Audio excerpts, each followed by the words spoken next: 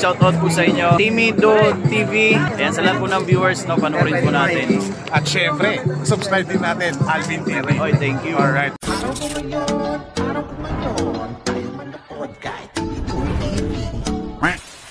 Yo, yo, yo! Magandang gabi. Syempre, hindi tayo magpapahuli. Kailangan din matikman natin, syempre, ang Diwata Pares. Kaya ngayon, nandito tayo sa Pasay para hanapin ang Diwata at ang kanyang masarap na pagkain. Si Kenjoy! So, wala yatang parking. Hanap tayo dyan, Yan, Diwata, Yan, pasilip ko lang sa inyo. Silip. Ay, pwede mo mag-park dyan? Pwede kayo mag-park dyan? Yan. Pasukin natin, tingnan natin kung nandiyan si Diwata. Tapos syempre tikman na rin natin yung Pares Overload na tsaka yung Si Kenjoy. Let's go! With free soft drinks pa pala. So tara, syempre nagpark po na tayo dito sa gilid-gilid. Pay parking yata to. Ngayon silipin natin kung paano dumaan doon. Milak mo Ito tayo doon. Yan, ito yung daanan, di ba? Ito kasi yung Jokno Boulevard Yan, yan. Yan, Jokno Boulevard. So diretsohin natin to. Sinearch lang namin sa Race Diwata Pares, lumabas na kagad overload ni Diwata Pares. Kaya alamin natin kung saan yung pila. First time natin nakapunta rito. Parang nakita ko kanina si Diwata, medyo umano na siya, lumabas na siya. Ayan, dyan ang pila. Meron mga barrier. Adlan tayo, syempre. Happy natin. Ayun Diwata. Yan na kaya. Yun ayun daming tao. Kita nyo. Yan, pasukin natin yan. Diwata.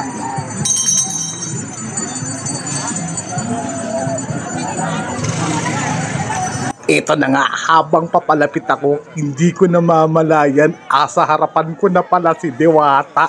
Hindi na ako nakapagsalita dito, sobrang ingay. Kung makikita nyo, dinudumog, parang artista talaga. Kaya ito, hanap tayo ng tsepo para makalapit sa kanya.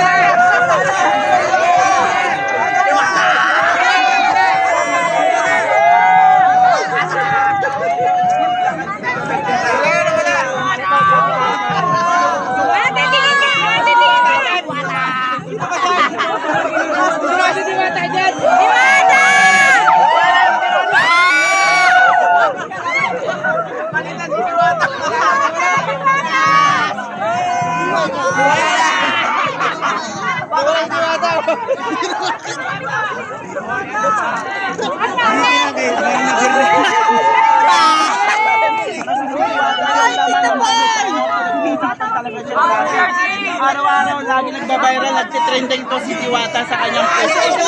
Sa parisan talaga pinagkakagulan nito si Diwata. So shoutout kami dyan sa inyo yung mga nanonood kay Diwata Pares Overload. Dito, tatanong natin si Diwata, isang pasto kay Diwata. Mula nga dito, iba-ibang lugar na dumarayo sa kanya, mga kaibigan, mga minamahal kong kababayan. Ano na? Hindi ka makahika.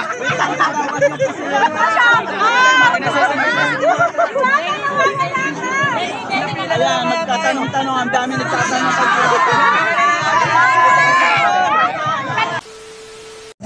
So yun, di tayo pinalad makapagpa-picture kay Diwata, dahil sobrang stampede, daming tao. Alamin na lang natin kung nasan yung pila ng kainan para kain muna tayo. Tikman natin yung Diwata Pares Overload. Oy, copyright! Alamin natin kung nasan ang pila. Dito pala lutuan ng kanyang barbecue. Dito nga yung controversial na lutuan ng chicken na sinasabi nila na nung una marumi daw, pero ito naman pala organized at napakaganda. Ayan, oops, parang out of bounds na tayo, out of boundary na tayo. Hanapin natin yung pila, yung dulo ng pila. Ito dito. Okay, so dito ang last line. Palagay ko kailangan ko na yatang tawagin si, hindi pa, sige pa, tawagan ko si Jenny para nakaporma na sila. Habang bumabalik tayo sa sasakyan, may nagbigay ng sponsor, Immunity Glucan. Alright, shout out. Of course, siyempre nabigyan tayo ng libreng sponsor. Alright, dalawa to. Okay, puntahan na natin si Jenny. Sama ko na si Jenny. Pinto sila sa sasakyan kasi crowded eh. Pasok tayo ulit sa loob.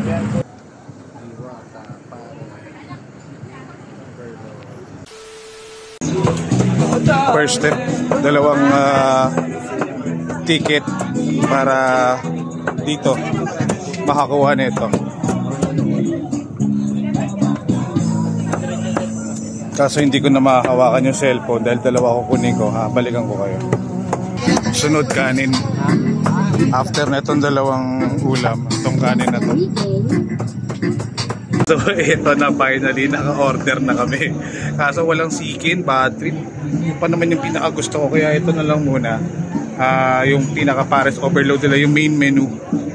So ayan, simulan na namin kumain at mag-honest review tayo kung ano nga ba talaga ang lasa ng kanyang pares overload. Let's go!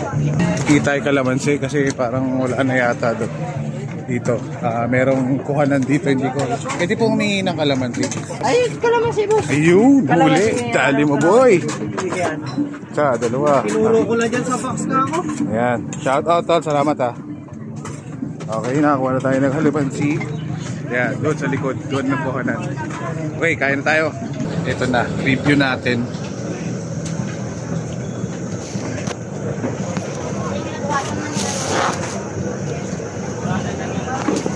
Yan.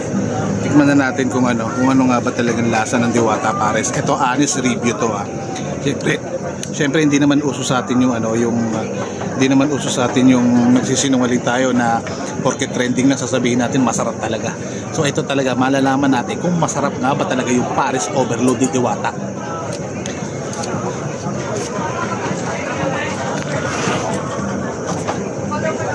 Yan. Si baby sakto. Ano? Tikman natin.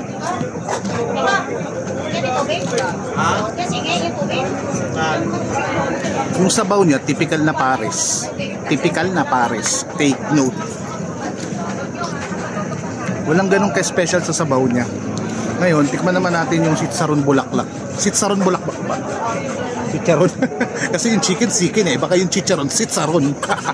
So, tikman natin itong chicharon.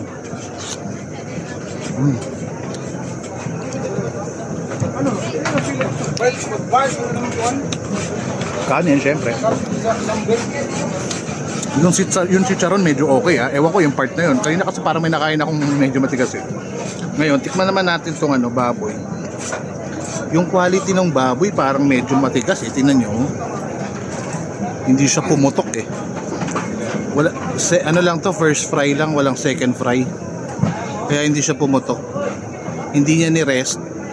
So walang tendency na talagang puputok siya. So kailangan kasi para in order na makuha mo yung gusto mong quality ng pork na pumuputok na parang chicharon, second fry yun.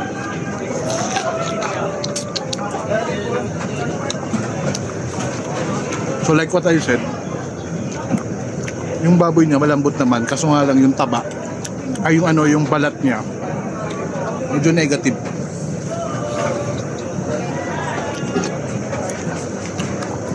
Yung chicharon, wala akong masabi. Masarap. Malambot. So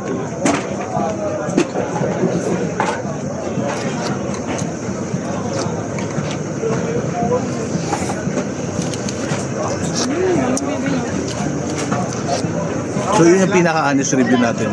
Hindi naman tayo magsisinungaling eh. Sa page natin, bawal na sinungaling. Siyempre kung ano lasa niya, sasabihin natin talaga kung ano lasa niyan, no?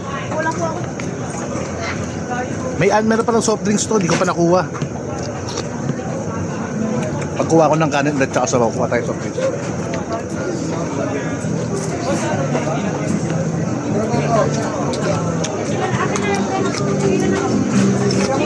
Yung vlogger kaya?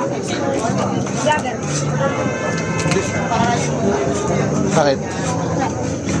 Ba't ka nag-video yan? Sa vlogger mo? Pinapatikin ko lang sa kanila.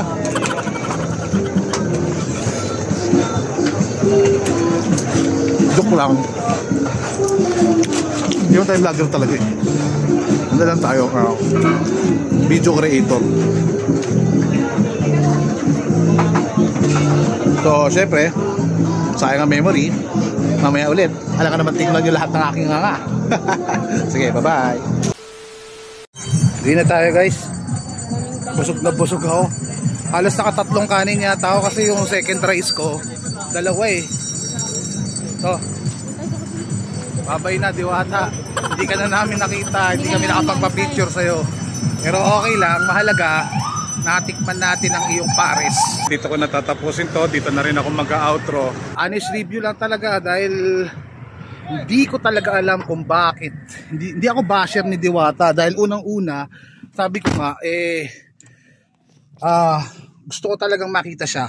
So ang review natin talaga dyan is talagang ganong kalakas ang social media. No? Hindi mo talaga masasabi na sobrang sarap eh. At hindi mo rin masasabing hindi masarap dahil okay din naman siya. Ang problema lang, yung balat medyo matigas, yung taba okay naman, malambot, yung laman malambot, sabaw masarap. Medyo hindi lang ako fan ng luya. Ayoko ng luya tsaka yung star anise medyo konti lang. Pero yung luya hindi ko siya gusto sa pare. Siguro dahil Bisaya si Diwata, Ilocano tayo, pero may luya din naman sa Ilocano. Ayoko lang talaga siya sa pares. So, yun ang aking honest review. Bahala na kayo kung anong masasabi nyo sa aking nasabi. Ano masasabi mo pala sa pares? Out of 10 for me, 8. Bakit? yung rice, hilaw. So yun, ayun pala, buti pala nakuha ko yung mo, yung panig mo. Sa rice, medyo hilaw. Pero Hindi tayo basher hindi tayo hater ni Diwata, disclaimer lang. So talagang honest review. Ito talaga tunay na honest review with Tembang Kalembang. O sige Tembang, takpan mo na in 3, 2, 1, bye-bye. Takpan. Araw ko ngayon, tayo man na podcast.